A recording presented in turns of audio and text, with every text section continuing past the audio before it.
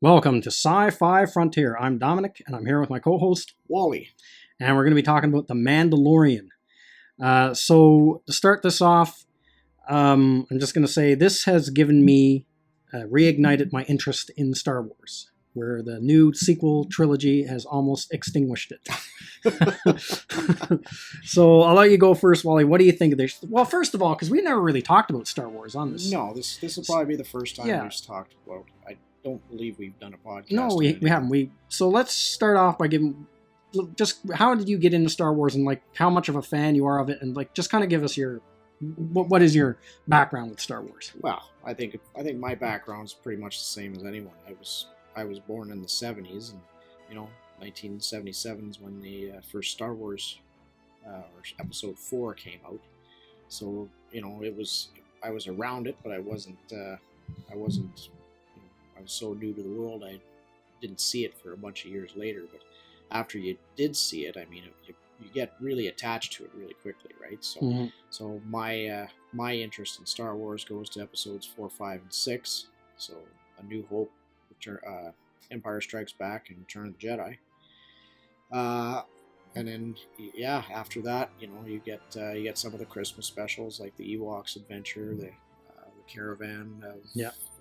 I can't remember the name of it now. It's been so long since I've seen it. I mean, I'm not a hardcore Star Wars fan. I do enjoy the Star Wars movies, and when they're on, I'll watch them absolutely.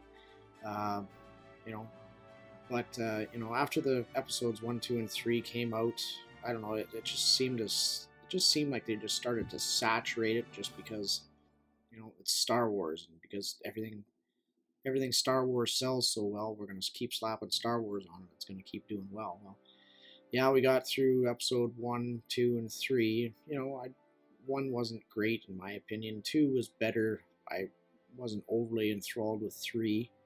And then you get the Rogue One movies, which was also a really good one. But I never saw Solo.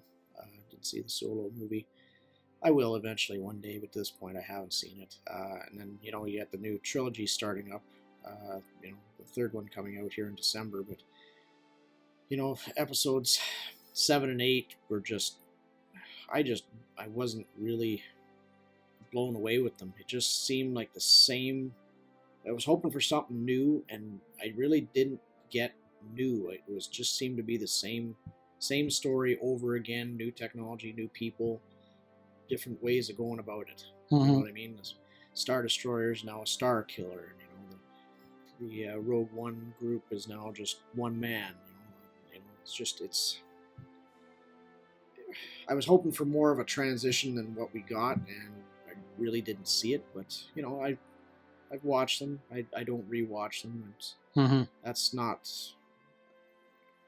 Again, not it wasn't really my cup of tea. But anytime episodes 4, 5, and 6 will come on, absolutely I'm going to watch those. Same thing with Rogue One. Great solo film. That was a really good idea. It was fresh, different. It kind of filled in a gap, which was nicer. And then this Mandalorian TV show is terrific. Again, it's going to fill in a gap between episodes 6 and 7. Yeah. So I guess my background with Star Wars, similar to yours. I remember the first time I saw it, it came on TV, the first original Star Wars film. And then the Empire Strikes Back and Return of the Jedi, I saw them on VHS as rentals. And of course, was crazy about Star Wars when I was a kid. And then bought the comics, read some of the books, and then the prequels came out. And I really liked Phantom Menace when I first watched it, and I went through a weird cycle where I really liked it, then I kind of didn't like it, then I went back to liking it again. And now out of the prequels, I think, like, for me, my least favorite is the Clone Wars, because I find the CGI and stuff doesn't hold up very well, and they use so much of it in that one, it really aged bad. And the best one is, my favorite one out of the prequels would be the third one. And then I kind of didn't really get into any of the animated shows, like the Clone Wars, stuff like that. I've watched a few episodes here and there. And then they came up with when Force Awakens was announced, I was actually really excited to see it. Yep. And I think everybody was. Yeah, I saw it, and I actually liked it. upon first viewing.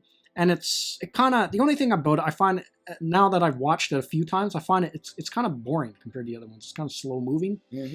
But I still thought it was an okay movie. And then The Last Jedi came out, and that like killed it for me. That almost like retroactively ruined The Force Awakens for me, because The Force Awakens like set up all this stuff that never got resolved in the next movie. So that really took the wind out of my sails. And then now they announced the new one, and I find it really hard to get excited for this one. So it's kind of like my interest in Star Wars really tanked until I saw this, The Mandalorian. Now this has kind of brought it up. Giving a little bit of breath of life back into your interest.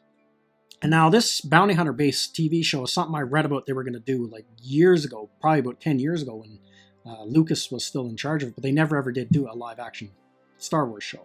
No. So this is like, this concept has been around for at least 10 years, but now that it's under Disney, they finally got around to doing it. And I think that's a good concept. Like a lone bounty hunter is a good way to have a show. He's a good character to follow because he's going to be all over the galaxy. Yeah, it could branch out so many different stories of people he's meeting.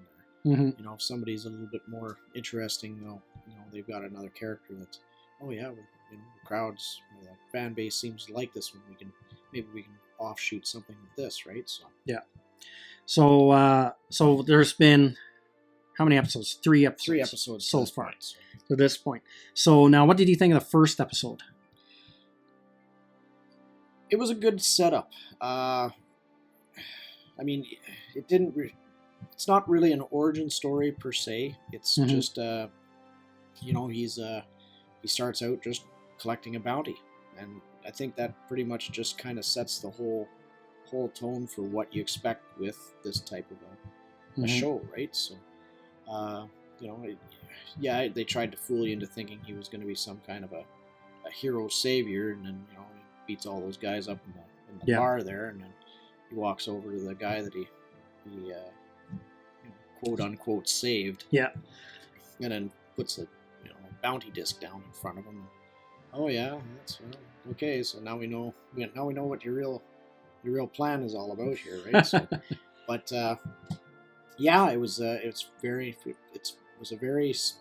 interesting. It was a good action sequence to get it started right off the bat. You look at him and you see the Boba Fett look to him, and you expect to see that kind of a guy, and that's kind of basically what you got. So I expected it to be pretty much what I saw, and as it's going along, it's the more bounties that he's collecting, the more story that he's opening up, and I think it's really gonna flow along pretty well. Yeah, no, I thought the first episode was pretty solid, and it has that real Star Wars look to it. Yes, like it doesn't look cheap at all. It looks basically like you would see in a movie. No, like exactly. Really top-notch special effects. Well, and that's the other thing. It's after Return of the Jedi, 3 to 5 years, give or take. You see the stormtroopers and that battle-hardened, worn, dirty-looking. Yeah. But it was the traditional Star Wars stormtrooper look. Yeah. So they didn't, just because it's a continuation, they didn't just try and update it because the Empire's gone now and everybody's who's still wearing a stormtrooper wants to be a little bit different. They didn't paint them or turn them into a tribal kind of thing or anything like that. They just they're almost seem like they're mercs, but they kept that look. So, and that's great. That's what I want to see. I don't want to see updated special effects. Keep the special effects the way that it was. That was the charm of Star Wars. Yeah. So. Yeah, no, I like the first episode. I really like the beginning, how it started off where he collected that bounty, and I like the whole look of that ice planet and everything. I thought was cool looking, and just had like it really, I can't even think of a word to describe it, but just it just really had that, like he's really on the outer rim collecting bounties. It was outer rim, yeah, sure. Yeah, it had that outer rim feel to it. And now the second episode was still pretty solid. What did you think of the second episode? I like that one where he had to take on the Jawas. That was just I don't know. Was that just thrown in there just for the sake of? Because everybody's first interaction with the Jawas was in A New Hope when they just seemed like a bunch of traders, right? They didn't really seem like they were scavengers ripping off just parts for whatever they were doing, right? But in this one they were actually stripping his ship. Yeah. And and then he just starts disintegrating. Yeah, okay, that's kind of what he's doing. He's trying to send them a message. Yeah. But it was definitely an interaction. Yeah, that was another pretty solid episode. So now, let's talk about the last one that we just came out last week. This is probably so far. This has been the best one of the three. Well, this has been like nonstop action. This one. It was, but this is the episode that I think is what's really going to set the tone for what this series is going to be about. Mm-hmm. Because you're really starting to see that he's not as tough as nails. Yeah, he's got a softer side. He does have a bit of a soft side, right? So, and even though this young Yoda. Yeah, the baby Yoda, for lack of a better term. We know it's not Yoda. But we'll talk about that later. He's obviously, the destroy this was the bounty, and he just looked at it and he goes, no, that you just can't do that. It's just not. It's just not right. So. Yeah. Him saving him from the droid and everything like that, because the droid would have just pulled the trigger, no problem. Yeah. But yeah, it's a good setting episode. I think is his best.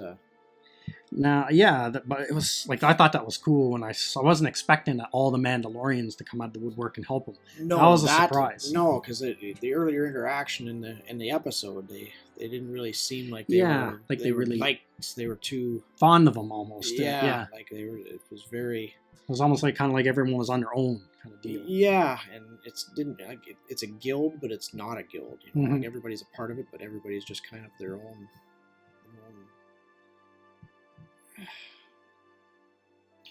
I don't know what's the best. Yeah, their own deal, I guess. Yeah, their own division, shall we say? Let's say that for lack of a better term. But it's a good episode. I mean, it was very interesting. You definitely see him as he's got friends. Now, was it because of the way he went after the child, or was that just because he is who he is? Mm-hmm. So I think that may or may not get explained as we go along. So yeah, but yeah, and then the next question is how long can he keep going through these episodes without taking his helmet off? Yeah, that's the thing. I kind of hope they'd kind of pull a Judge Dredd and you never see his face. I think that'd be kind of cool. Or if they do, it's always kind of like in shadow. So just leave that mystery there. You know what? That would be a really interesting way. But can they do it? Can they do it? Yeah, or will they do it? Because at some point that helmet has to come off. Yeah. When he sleeps, he doesn't sleep with that helmet on. I guarantee you that. So yeah. Somebody at some point is going to see his face, and is it going to come down to that? You know what I mean? Like, are we going to see that interaction of it in the show? Mm-hmm. But I'm like you. I kind of enjoying that mystery. Yeah. Now let's get to the Yoda. Okay. Baby Yoda. Yep. So what do you think the deal is with this baby Yoda? Well, when I first watched this and he made the interaction with the infant, I've heard everybody talking about this a few weeks before I'd actually seen it, and everybody said this, baby Yoda was always the terminology that was being used. And yeah, okay, but Yoda was not just his own. He's not just one being of his own race. Mm-hmm. There's obviously got to be more to his race. Now, where are the parents of this infant? Yeah. Now,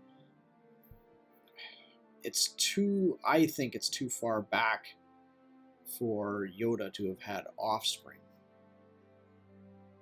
So I don't think he could be related to Yoda. But that also being said, you brought this up a little bit earlier. Mm-hmm. What if he's a clone? Yeah, I thought, what if he's a clone of Yoda? A Yoda clone. Because he's remarkably proficient with the Force. Again, yes. for no explanation other than he looks like Yoda. Yeah. Just a little baby Yoda. That's the only explanation we got, and we know that Yoda was Powerful. powerful in the Force. Yeah. So does the clone theory maybe stand up? Maybe, but again, Yoda died a movie in 3 to 5 years before. Well, let's say it was almost the beginning of The Empire Strikes Back when he died. Almost 2 movies and 3 to 5 years plus, right? So now you also did bring up a point. Yeah, maybe Yoda had some blood and some record of his DNA or something from somewhere, Coruscant. On Coruscant still, yeah. Where the Jedi Academy was, where he was a member, ranking member. Yeah, that could be the case. Is that the reason why they wanted this bounty on him? Because they know what he is and what he can do? Well, the curious thing is, where did this baby come from? Why was it on this planet? And if the baby's been around for 50 years, it means how come the Jedi on Coruscant didn't know about this baby? Well, that's the other side of it too, but... And why wasn't this baby being hunted down by Vader and the Emperor during the Great Purge when they were killing off all the Jedi? You think they would have sensed, like, the Force user this powerful? Well, maybe, but, at that point, he isn't, because they say the baby's about 50 years old at this point. Yeah. Now, how much time are we going to allot for the end of The Empire Strikes Back, The Return of the Jedi? Well, there's like how many years are we going to say? So there's 3 years between each movie. Yeah, but is that the same time frame between? For continuity wise, yes. Continuity wise, is that what we're saying? Yeah, story wise, it is. Yeah. So let's say it's an even 15 years. So that makes him a 35-year-old baby. Yeah. So if they did clone him, and because it would be the same thing like when Luke and Leia were born and they were separated and they were just dispersed to different worlds. They were just hidden. Yeah.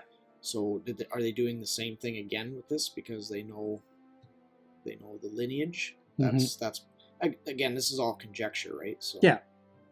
But could that be an explanation? Yeah, I think that could be a valid explanation. And then because everybody loves Yoda. Yeah. Now, I don't know that I really like the look of Yoda in episodes 1, 2, and 3. Yeah, they did a little bit of gray hair, but I really enjoyed him when he was in 4, 5, and 6, which is the original Yoda. Yeah. So, is this another one of these tangent offshoots that we're going to talk about? I don't think so, but maybe that if that's the case, maybe we're going to figure out where his lineage comes from. Maybe find out where if he is a clone. Because I think the Mandalorian's going to want to know. Yeah. Well, the other thing now that he's got this, because he's still going to have a price on his head, so he's going to be hunted like crazy. Oh, yeah. Yeah, exactly, right? So. And then the other thing, how did the remaining remnants of the Empire find out about this baby? Well, that's the other side of the coin, too. Now, were those guys a part of the Empire? And the other thing, well, these are the final guys. These guys were a part of the Empire. Well, that one guy is the scientist guy. These are like leftover remnants of the Empire. Yeah, but I believe his name was Walter Herzog, the character that actually had the bounty. He was like the Imperial officer or whatever he was. Yeah, put the bounty out there. Yeah, I don't know. I really didn't get a feeling that he was a part of the Empire, but he's definitely... No, I'm pretty sure he's definitely tied to it somehow. Yeah, I think he was like probably part of somehow. He was with the Empire. Now he's just in hiding. No, yeah, that could be. I mean, kind of like a wanted war criminal, right? Yeah, sure. I mean, yeah. Like even when the Germans were defeated, you still had crime war criminals hiding around the globe, right? Yeah, so exactly. Kind of, I guess, like that. But like, well, how come the Empire would know about that baby now and not beforehand? The baby brings up a lot of questions. Yeah, but it almost seems like, was this baby, going back to if he is a clone, was he cloned by the Empire? That's a good question. Was he cloned by the Empire? And if not, then who the hell cloned him? So, which is, again, this is what this series is really going to, I think, is going to open up about. Mm-hmm.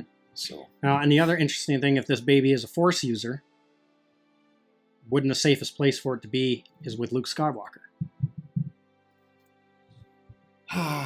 yeah, because he at this point he would be Rebuilding the Jedi. yes. Now, that also being said, this baby at 50 years old is still very, barely able to walk. He doesn't talk.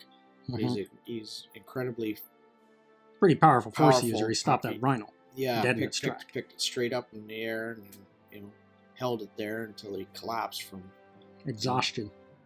exactly for an infant. That's a pretty remarkable feat, I would suspect. But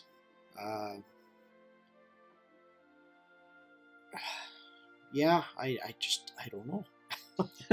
So yeah, it's a lot of interest, but it's a good hook to keep you watching. That's for sure. Yeah, Because you want to know what is the deal with this baby. And this is the other nice thing about this series is that they're only half-an-hour episodes. Yeah. You know what? For a streaming service, there's too many hour-long episode, TV series. Mm-hmm. Yes, okay. There's a lot of them that are very good, but if it's like Netflix, obviously Disney Plus isn't doing this with the Mandalorian. They're releasing them week to week. They're not just dumping them all at once. Netflix drops us a complete season. Yeah. 12 to. Yeah, they dump a whole season in one shot. Yeah, and then they do 45 to an hour long episodes each one. I mean that takes up a lot of your time, and then there's other shows on top of that. So I think keeping the half-an-hour episodes with a series is it's a nice change. It's a nice change, and I think it would be easier to try and stay involved with other shows. Yeah, while this one is happening, yeah. And I kind of like the idea that they haven't dumped it all in one shot. Kind of gives you something to look forward to each week. Oh, the Mandalorian's coming up this week. What's going to happen next week? Where this, you would probably, most people would just binge it all in one shot over a weekend. Oh, absolutely. Anybody would binge watch this, especially being Star Wars and what this is, and after seeing the first episode, of course they would binge this. Yeah, I would have binged this. I mean, half-an-hour episodes. They probably, I'm going to say, first season we're probably going to see probably an easy 10 to 12 episodes. Yeah, maybe a touch more because they're only half hours. Yeah, because they are only half hour. Yeah. So if they did that, yes, absolutely, I would have binge watched this, and then I'd have been. After that, I probably wouldn't be going to rewatch, and I'd be watching something else. But this is a way to keep coming back and keep turning on Disney Plus and seeing if there's something else to watch in the meantime. Any of the other animated features, any other Marvel related stuff, anything like that, right? So the Simpsons are on there. Yeah, they got 34 plus seasons, something like that, on there. Half-an-hour episodes each. Yeah, they're going to. There's some other fillers, shall we say. Yeah. So now, is there anything about the series you don't like from what you've seen so far? No, actually, I'm very satisfied with the look, the story, and the portrayal of the characters. Like, I'm not displeased with this at all. I suppose if I really, really had to nitpick it, I could probably find something, but just from the 3 episodes I've watched so far, there's been absolutely great. Really enjoyed it. Now, the one thing I didn't like, I kind of got over this after the first episode. There's a couple things. One is when I first watched the first episode, the main character just came off as basically like an off-brand Boba Fett, and because I was thinking, well, okay, if they're going to make him so much like Boba Fett, he's a Mandalorian, he's a bounty hunter, he looks a lot like, he got similar armor to Boba Fett, why not just have Boba Fett in the series? Even though he did get swallowed in the Sarlacc pit. But I mean, they brought him back in the books. You could always find some way to bring him back, right? Well, and then, that also being said, I mean, the fact that they're talking this about a guild kind of fits I think, that look and keeping with that. Yeah. But they're also not, there's no shrine to Boba Fett or anything like that, which is, I'm okay with that. And so now I kind of got past this after the first episode because he's kind of like developing his own personality. He's like got a much more softer side than what Boba Fett would have. Yeah. Like Boba Fett probably would have just dropped that baby off, collected his money. Yep. Gone. Yep. Never gave a second thought because Boba Fett was more of a villain than this guy. A lot more. Well, they did really try and portray him as that villain-esque type, but as this is progressing, he's not. Yeah, he's not. And the other thing about this show that I guess this is a minor nitpick, but is so far the planets he's been on have been almost like too similar looking. So that planet he went on where he met the Nick Nolte character there. Yep. The I Have Spoken guy. Yep. Is I was kind of wondering, like, geez, is this Tatooine for a bit? I was thinking. I also got that feeling of the Tatooine. It wasn't Tatooine. No, it wasn't. But it was very similar to it. Yeah. No. Does a lot of the planets in Star Wars are they either desert, salt, or ice? I know, yeah. That seems to be the recurring theme. With them all, right? So he's been on we've already seen an ice planet, a desert planet, and then the other one he was on was kind of like almost deserty looking too, almost kind of looked like where his guild was. That planet kind of looks similar to Tatooine as well. Well, I kind of got the Mos Eisley kind of feel from that one, just the huts and the guild rooms. So I'm hoping as the show goes forward, we get to see some like new planets that look cool. Well, you know what I mean? I'm quite certain they're going to come up with something. Like just not having everything look similar. No, I know what you mean. I mean, you'll probably see a city planet again, like Coruscant was. Mm-hmm. But, with as many planets that are out there, you're probably going to run into a few that are going to look the same as something you've already been on. But it's. So now, is there anything that you would like to see come up in this series? I would like to see them not try and cross the movie characters, if you know what I mean. Like I don't want to see a cross with running into Han Solo and Chewbacca, or running into Lando Calrissian or Princess Leia or any of them, right? Yeah, which would that be hard to do though? Well, if he's going to be running around the universe, and you'd think he's somewhere, he's going to run into somebody just by accident or even just in passing. But I that's my keep everything as fresh as can be. Yeah. This is a separate thing. The closest tie you're going to get is this young infant until we discover exactly who he is and whether he is what we think is what he is. Just try and keep it as fresh as possible. Now, yes, the Nick Nolte characters, the Carl Weathers, there's a lot of big names in this that I'm very impressed by that. There's definitely a love of Star Wars in the Hollywood Actors Guild. So yes, there's that. I would say if you're going to see anything, that would be okay. I'd like to just see that group of. Now, as for me, things that I would like to see pop up in this show is I wouldn't mind if they brought some characters from some of the animated shows and brought them over into this. Now, they've already done that once because they brought a character that was they brought a character from the Clone Wars cartoon and put him in Rogue One. So that kind of connected. So I thought that was kind of cool when they did that. So it'd be kind of cool if they did, you could bring in some minor characters and drop them in here because there's a lot of characters that were in the Clone Wars and Star Wars Rebels. Sure. I don't know who those would have been. Looks like you, I never watched the Clone Wars and I never watched Star Wars Rebels.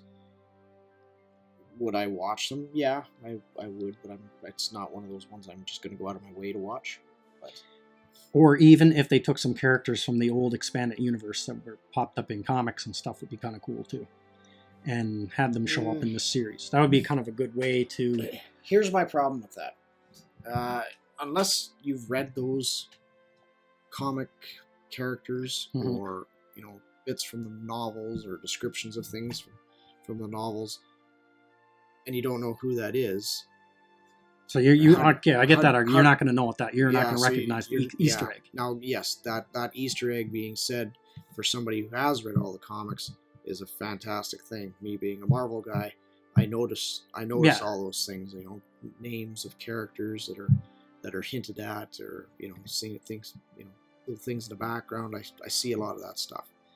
For me, that's good stuff. Is it necessary? No, but it's kind of a nice way to continue bringing more into the field.